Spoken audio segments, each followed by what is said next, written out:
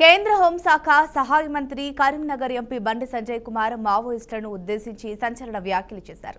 మంగళవారం రాజన్న సిరిసిల్ల పర్యటనకు వచ్చిన ఆయన తన పర్యటనలో భాగంగా వేములవాడ ఏరియా ఆసుపత్రికి 1.5 కోట్ల విలువైన వైద్య పరికరాల అందజేత కార్యక్రమంలో పాల్గొన్నారు. ఈ సందర్భంగా ఆయన మాట్లాడుతూ సంచలన వ్యాఖ్యలు చేశారు.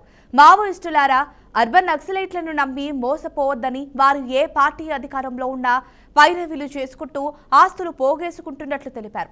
వాళ్ళ మాటలు నమ్మి అమాయక పేదల తుపాకీ పట్టి అమాయక పేదలు తుపాకీ పట్టి అడవుల్లో తిండి తిప్పల్లేక తిరుగుతున్నారని, మావోయిస్టుల చావుకు అర్బన్ నక్సల్స్ కారకులని హెచ్చరించారు.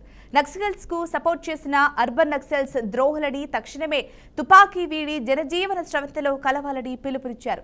జనంలో కలిసేందుకు మీకు మరో 4 నెలలు మాత్రమే గడువుందని, వచ్చే మార్చి నాటికి మావోయిజాన్ని అంతం చేసి తీరుతామంటూ కుండబద్దలు కొట్టారు. తుపాకీ ద్వారా రాజ్యాధికారం అనేది సాధ్యం కాదు. ఇన్ని సంవత్సరాలు తుపాకీ పట్టుకుని ఎస్సీ సామాజిక వర్గానికి సంబంధించిన పేద ప్రజలను చంపి, పోలీసులను చంపి, మా కార్యకర్తలను చంపి, ఇక్కడ ప్రతాప రామకృష్ణ మీ ముందే మీకే నిలువెత్తు నిదర్శనం. ప్రతాప రామకృష్ణానికి డబ్బు లేవు. ఆయన భారతీయ జనతా పార్టీ కార్యకర్త. ఆయన ఏ రోజు ఇన్ఫార్మర్ కాదు, ఎవరిని ఇబ్బంది పెట్టలే. ఈయన వెంటనే కాల్పులు జరిపినప్పుడు చనిపోయే పరిస్థితిలో ఇవాళ వెంటిలేటర్ మీదకి పోయి తిరిగి ప్రాణాలతో తిరిగి వచ్చాడు. ఇటువంటి కార్యకర్తలు చాలా మంది ఉన్నారు. భారతీయ జనతా పార్టీ కార్యకర్తలు, త్యాగం చేసిన కార్యకర్తలు చాలా మంది ఉన్నారు. మా కార్యకర్తలను దేనికోసం చంపారంటే జాతీయ జెండా ఎగిరేయద్దని చెప్పి సమాజ్ జర్మనీ చంపాడు. ఇది కరెక్టా చెప్పండి? తుపాకీ గుట్టం పట్టుకున్న నక్సలైట్స్, మావోయిస్ట్ భావజనులను చెప్పాలి.